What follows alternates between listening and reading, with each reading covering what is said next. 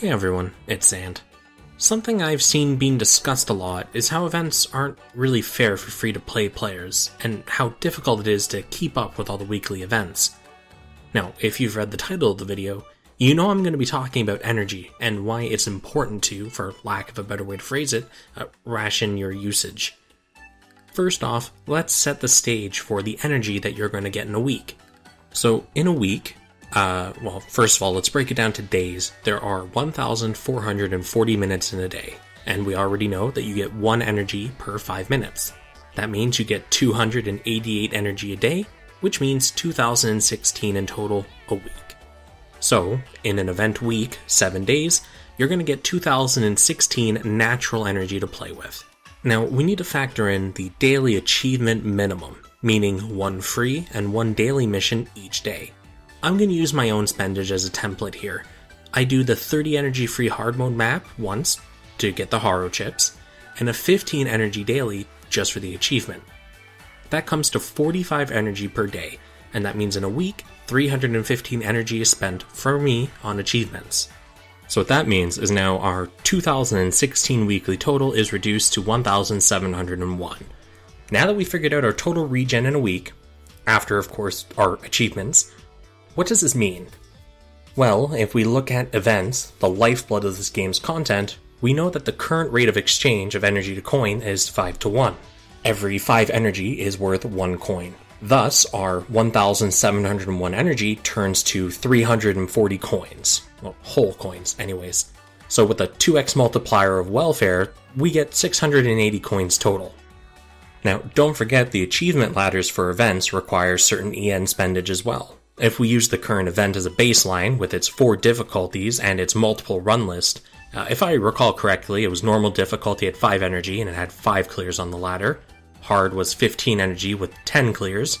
Very hard was 25 with 20 clears, and super hard at 35 with 20 clears. So totaling that out, 25 energy total for normal, 150 energy total for hard, 500 for very hard, and 700 for super hard. And if you include the 1 clear run for EX at 45, you're at a grand total of 1,420 energy to clear the event achievement ladder. So you have just shy of a full day's worth of energy, 281 remaining to play with. As a side note, 1,420 energy gives you 284 total event coins, before multipliers. Do with that information as you will. Now you might be asking, what about energy refills? Well, sure, if you level up, use EN refillers or spend Haro chips to refill, sure, you can get more stuff. But if you're like me and are getting really close to that level 100 milestone, you'll find yourself running out of options. To me, it's not a big deal.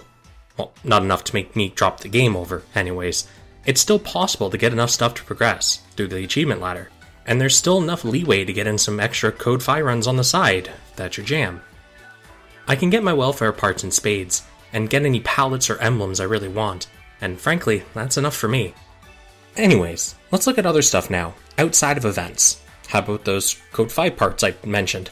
Well, if you want to farm those parts, you'll be finding yourself in the 1x hard free map mines grinding away. Why 1x, you might ask? Well, since there are no drop rates published, we're assuming drop rates are the same for those parts on every map. Thus, time efficiency says farm the quickest maps. Or you could progress as you see fit and grind some Haro chips for your stash by progressing through, doesn't matter.